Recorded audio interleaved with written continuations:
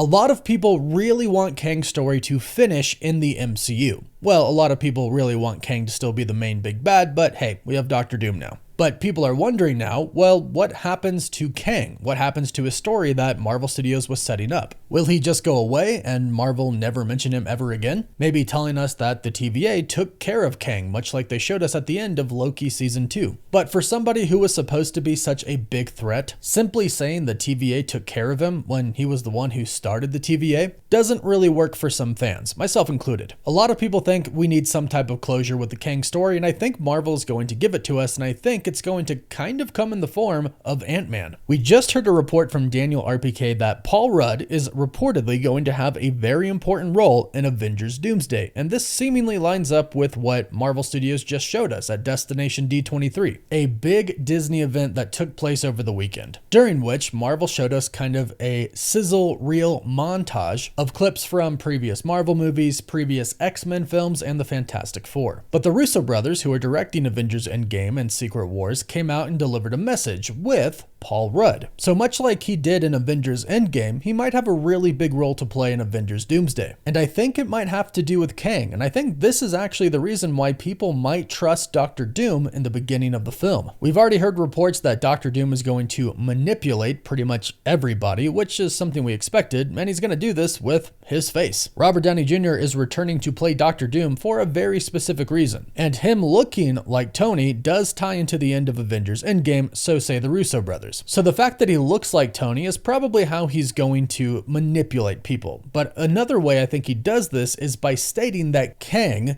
is the real villain. And the crazy thing here is, if the reports that we've been hearing are true, Doom actually thinks this. He thinks Kang is the real villain of the multiverse, in which, yeah, he was. But now Doom is supposed to be that threat, so it would make sense to tie Kang into Doom's story a little bit. Now, I don't think this is going to go on for very long in the movie, because quite frankly, Marvel probably doesn't want to focus on Kang at all, but they probably, at least I hope, realize that they need to bring Kang's story to an end for all of the casual audience members who saw Ant-Man and the Wasp: Quantumania and specifically saw the post-credit scene for it. Good storytelling wouldn't ignore it. In fact, they could use it to amplify Doom's story, which is where I think Scott Lang comes in. He is the only one on our Earth who has come in contact with a Kang variant. And remember the end of Ant-Man and the Wasp: Quantumania. They basically set it up to where he unleashed Kang the Conqueror in a way. And we've heard reports about a very specific scene that is going to happen in Avengers Doomsday where Ant-Man should bring this up. Previous insider reports tell us that Shuri is going to be the one who originally discovers the threat of an incursion to their Earth, and then she goes and tells the rest of the heroes of the world. And this makes a lot of sense considering the fact that Wakanda is the most technologically advanced place on the planet. Plus, not to mention the Thunderbolts in the post-credit scene, they did mention something about a space crisis. Clearly something is happening in space, which would cause Wakanda and the Thunderbolts and probably the other Avengers under Sam Wilson to monitor what is happening.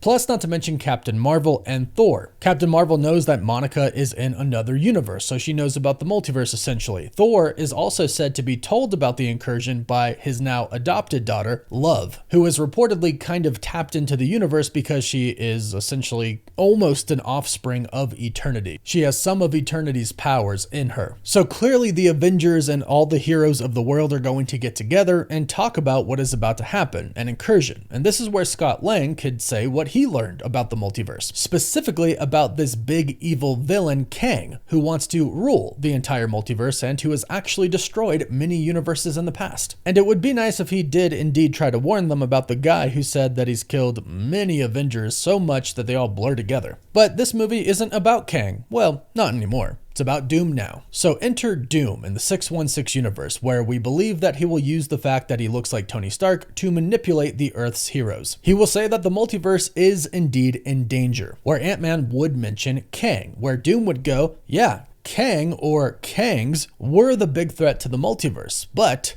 I defeated them. To establish Doom as the true big bad, Marvel should say that he is the one who defeated all the Kangs, especially if they're not going to really touch that story at all. You need to get rid of them. And Doom needs to be the one to do it. All you gotta do is show Doom destroying a Coliseum, which all the other Kangs were at. You don't even have to show any faces. You could simply show Doom walking into a giant Coliseum. The people's faces are blurry because he's so far away, and you just show him unleashing a giant green energy blast. Then from there, he has Kang's technology, which would make him even more powerful. And the reports that we've heard before are that Dr. Doom really hates Kang and what he did secluding the sacred timeline and creating the TVA. We even heard from Alex Perez at the Cosmic Circus that there was an original 616 timeline that did have the X-Men, and it did have the Fantastic Four along with the Avengers, but Kang took them out some way, shape, or form. And reportedly, Dr. Doom knows this as well and is pretty pissed off that Kang tampered with everything. So I think this is a good way that they could conclude Kang's story, but then also lead to Loki, who I also think Dr. Doom is going to say is the villain. He's going to say that Loki took over He Who Remains' throne and he took over the TVA when all of the Kangs were eliminated. And if you think about it, most of the Avengers do view Loki as a villain, especially if it is a variant. Sure, Thor could tell them, no, Loki turned good at the end. He was with me. He was with Asgard. He sacrificed himself kind of ish to try and kill Thanos. I mean, he tried to kill him, but Thanos was too powerful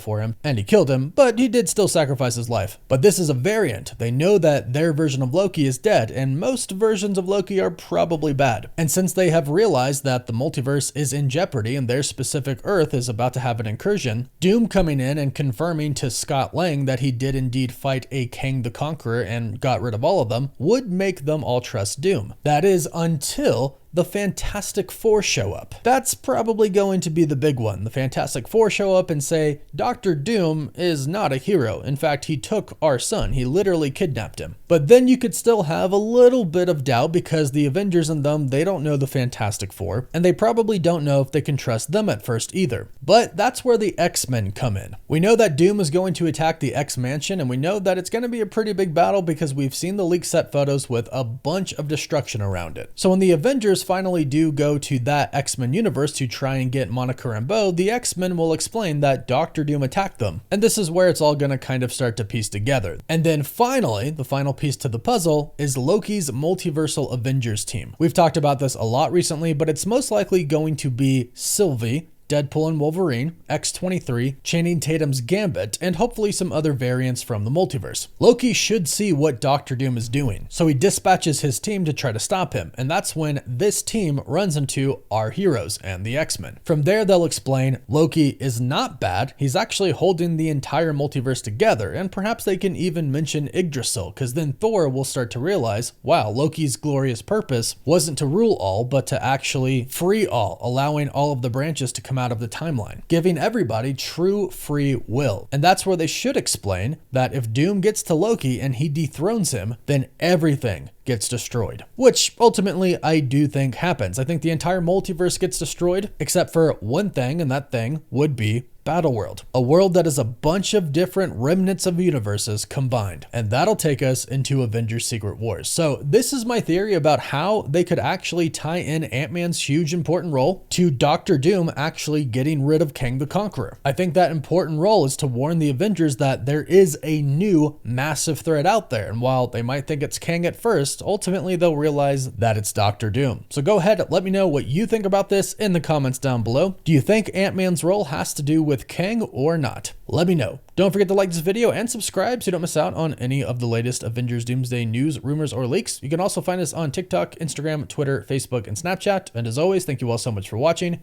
Woof woof.